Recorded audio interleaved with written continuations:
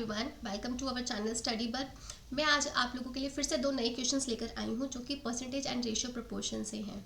आप लोग भी सोचते होंगे कि क्या ही हो जाएगा इन दो क्वेश्चन को प्रैक्टिस करने से, लेकिन ये जो दो क्वेश्चन जो हम रोज़ कर रहे हैं इनको करने से आपका कॉन्फिडेंस बूस्ट होगा, क्योंकि एग्जाम में क्या होता है कि मिक्स क्वेश्चंस आते हैं। आप एक सर्टेन टॉपिक तो पढ़ लेते हैं, आप उसके एक साथ कंटिन्यूस एक ही टॉपिक के बहुत सारे क्वेश्चंस को कर लेते हैं, लेकिन जब हमारे सामने मिक्स क्वेश्चन आते हैं, रैंडम क्वेश्चन आते हैं, तो हमें देखना होता है कि हम उसको अटेम्प्ट कैसे करेंगे।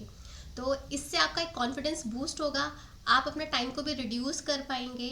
तो इन सब चीज़ों को आगे बढ़ाते हुए just subscribe my channel, like and share also, मेरे कॉन्फिडेंस को भी बूस्ट करने के लिए। तो अब स्टार्ट करते हैं हमारा आज का सेशन, जो कि परसेंटेज एंड रेशियो प्रोपोर्शन से होगा। Let's start with the question.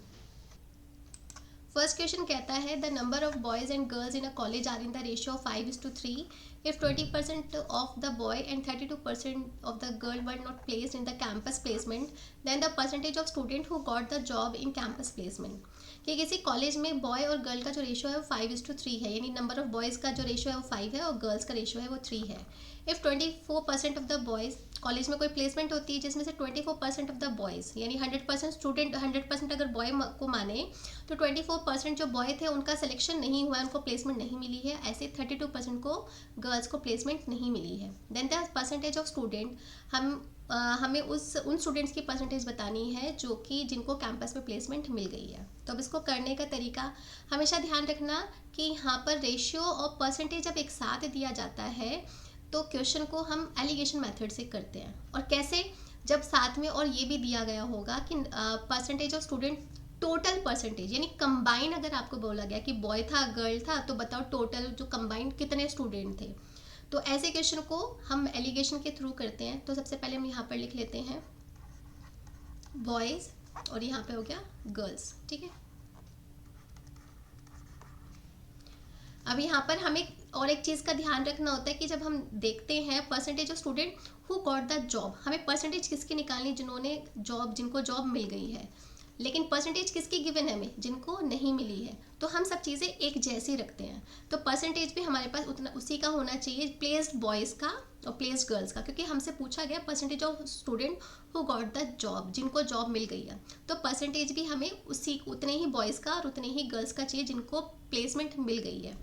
100% अगर हम बॉय माने तो 24% को तो नहीं मिला, तो बचे हुए स्टूडेंट कितने हो गए होंगे। तो 100 में से 24 को माइनस कर देंगे तो जो बचे हुए स्टूडेंट होंगे वो 76 हो जाएंगे, ठीक है। ऐसी गर्ल्स थी, 100% अगर गर्ल्स माने तो 32% गर्ल्स को प्लेसमेंट नहीं मिली है। तो 100 में से अगर 32% गर्ल्स को माइनस कर दे तो जो बची हुई परसेंटेज होगी वो उन गर्ल्स की होगी जिनको प्लेसमेंट मिली है। तो 100 में से 32 को माइनस करेंगे तो 68% हो जाएगा। तो अब जो परसेंटेज हमारे सामने आई दी हुई हमको उनकी थी जिनको प्लेसमेंट नहीं मिली, हमने निकाली उनकी जिनको प्लेसमेंट मिल गई है, ठीक है। अब हमसे पूछा गया दोनों का, ये भी हमारा प्लेस्ड बॉय प्लेस्ड गर्ल, ठीक है, जिनको प्लेसमेंट मिली है। हमसे पूछा गया कंबाइन परसेंटेज ऑफ स्टूडेंट, तो जो कंबाइंड आता है वो टोटल जो आता है वो हमारा यहाँ पर लिखा जाता है, और नीचे हम अपना उसका रेशियो लिख देते हैं। बॉय का कितना था 5 था, गर्ल का कितना था 3 था, ठीक है। अब आपको कुछ याद आ रहा होगा कि हम क्या करते थे, जो टोटल होता है उसको हम हमेशा यहाँ लिखते हैं, और हमें इस बार यही पता करना है, जो मिस होता है उसको एक्स मान लेते हैं। इस बार हमसे कंबाइन वाला पूछा, परसेंटेज ऑफ स्टूडेंट्स पूछा गया है, तो हम इसकी मल्टीप्लाई तो इसके साथ करेंगे और इसकी मल्टीप्लाई इसके साथ करेंगे, ठीक है। तो 76% इंटू 5 प्लस 68% इंटू 3, और जो नीचे आता है जो भी हमारा रेशियो होता है उनको हम क्या कर देते हैं, ऐड कर देते हैं, ठीक है। बस अब इनको कैलकुलेट करेंगे, कैलकुलेट करने पे जो भी आंसर आएगा वो हमारा परसेंटेज ऑफ स्टूडेंट होगा who got the job in campus placement. 76 को 5 से मल्टीप्लाई करेंगे, 5 6 30, 3 7 5 35, 380 यहाँ पर हो जाएगा, और 68 को 3 से करेंगे, 6 8 3 24, 2 6 3 18 19 20, ठीक है, और नीचे हमारा आ जाएगा 8। बस अब हम इसको सॉल्व कर लेंगे, तो जो परसेंटेज होगा वो कंबाइन को होगा। तो 4 8 5, ठीक है, इसको 8 से डिवाइड करेंगे तो 8 7 56, 2 बचेगा और 8 3 24। तो जो टोटल परसेंटेज थी, total percentage of student who got the job, जिनको जॉब मिली थी, वो था 73%। तो ये था फर्स्ट क्वेश्चन। अब बढ़ते हैं नेक्स्ट क्वेश्चन की तरफ। सेकेंड क्वेश्चन में कहा गया है रवि, रमेश और Suresh can do work together for ₹1680, कि रवि, रमेश और सुरेश मिलकर 1680 रुपये के लिए कोई काम करते हैं एक साथ मिलकर।